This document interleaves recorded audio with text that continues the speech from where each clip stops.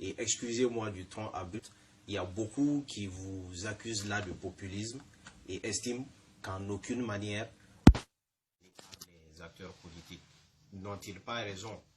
Je vous donne l'exemple de la Tunisie. La Tunisie, hier, ils ont mis en place, et ça c'est un cadre constitutionnel normal, ils ont mis en place une équipe de technocrates, un gouvernement exclusivement constitué de technocrates. Et l'Assemblée nationale a voté le gouvernement. Pourquoi l'Assemblée a voté? Parce que, par le passé, les 5, les 6, les 7 dernières années, après la chute de Ben Ali, ce sont les partis politiques qui ont géré la Tunisie. Les différents gouvernements, échec. Regardez le Liban. C'est la même chose.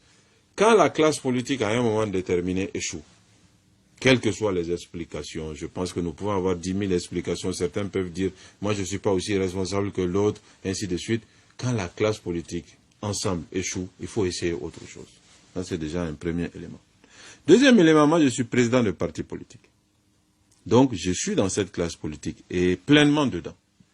Moi j'ai remarqué ces 20 dernières années, je vais beaucoup plus loin que ça. La politique malienne a chassé les compétences. C'est-à-dire les partis ont chassé les compétences. Parce que les partis sont devenus, grosso modo, des clubs de soutien. D'ailleurs, mon propre parti, quand vous dites Yelema, vous allez peut-être entendre des gens dire « Ah, Moussa Maraka parti, le parti de Moussa Mara. Oui. URD, le parti de Soumaïla. Tel parti, le parti de Intel. » Les partis sont devenus des clubs de soutien à une personne. Et toute personne dans cette structure qui remet en cause de quelque manière que ce soit le leader, il est marginalisé.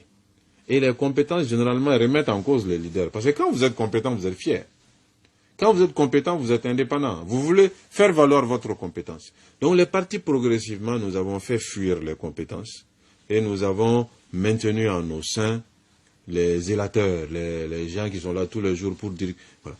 Ça fait qu'aujourd'hui, au Mali, moi je peux vous assurer que les meilleures compétences du pays ne sont pas dans les partis politiques.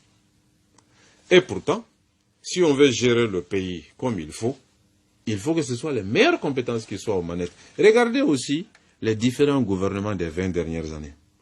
Vous verrez que les postes clés des gouvernements, c'est presque toujours des personnes qui ne sont pas dans les partis politiques. Regardez simplement le dernier gouvernement de Ibeka. Les postes clés. Même le gouvernement restreint que Ibeka a mis en place, il y a plus d'indépendants que d'acteurs politiques dedans. Donc, il ne s'agit pas simplement de principe. Il s'agit de faire un constat de réalité. Aujourd'hui, à cause de beaucoup de péripéties, beaucoup de difficultés, beaucoup de faiblesses de notre système politique, les partis politiques se sont réduits à leur simple expression. Les grandes compétences du pays sont à l'extérieur, sont dans le secteur privé, agissent de manière indépendante dans d'autres organisations, mais ils sont de moins en moins dans les partis politiques. Aujourd'hui, nous avons besoin de compétences.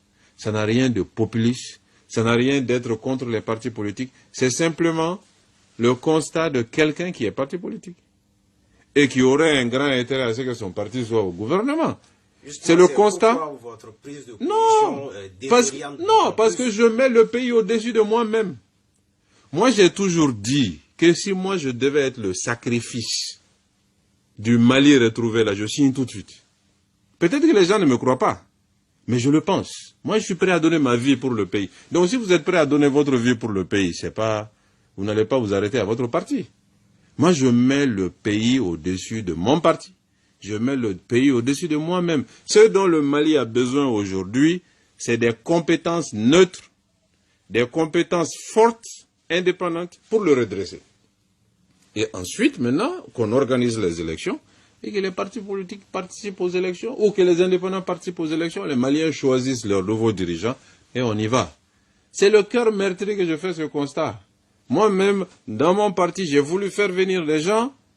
Force est de constater que les gens aujourd'hui ne sont pas intéressés par les partis politiques pour des raisons qui sont objectives ou des raisons qui sont non objectives. C'est la réalité. C'est la réalité. Les grandes compétences de notre pays aujourd'hui, les compétences les plus importantes, ne sont plus dans les partis politiques. Et l'autre explication, oui, il faut quand même le dire aussi, c'est que les gouvernements sont devenus des vaches à lait pour les partis politiques. Ça aussi, c'est vrai. Je prends juste l'exemple de 2012, la transition de 2012. Cheikh Modibo Diarra arrive, le premier gouvernement qu'il met en place, ça correspond à ce que je souhaite. C'est un gouvernement de technocrates. Il prend les meilleurs dans les différents domaines. Oui, mais qui s'est soldé par un fiasco. Non, ça ne s'est pas soldé par un fiasco du tout, du tout, du tout. Au bout de 2 mois, qu'est-ce qui se passe? Les partis se lèvent pour dire ce n'est pas un gouvernement d'union nationale, c'est un gouvernement de technocrates. La CEDEAO, la communauté internationale, oblige Cheikh Mourou Ouattara à ouvrir son gouvernement. Le deuxième gouvernement, on passe de 24 à 31 membres. Et maintenant, on partage. L'ADEMA, voilà, CODEM, voilà, CENID, voilà, URD, voilà, tout le monde, RPM, voilà, tout le monde a eu sa part. Et les gens qui sont entrés au gouvernement en ce moment, puisque les élections sont prévues, mais chacun se bat pour amasser le maximum de moyens pour son parti. C'est ce qui s'est passé. J'ai vécu ça en direct. Moi, je n'étais pas dans le gouvernement. Yelman n'était pas dans le gouvernement, mais je faisais partie des acteurs. Nous étions à la CSM en ce moment. On a vécu. Un cadre est envoyé au gouvernement, c'est le parti qui compose son cabinet. Secrétaire général, chef de cabinet, conseiller, chargé de mission, ainsi de suite. Après les marchés et autres, tout moyen qui existe pour renforcer le parti, c'est ce que le cadre fait. C'est pas de ça dont on a besoin. Si on fait ça aujourd'hui, on finit de tuer le reste, le peu de Mali qui reste. Si on veut restituer le Mali, il faut qu'on amène des gens qui viennent pour uniquement bosser.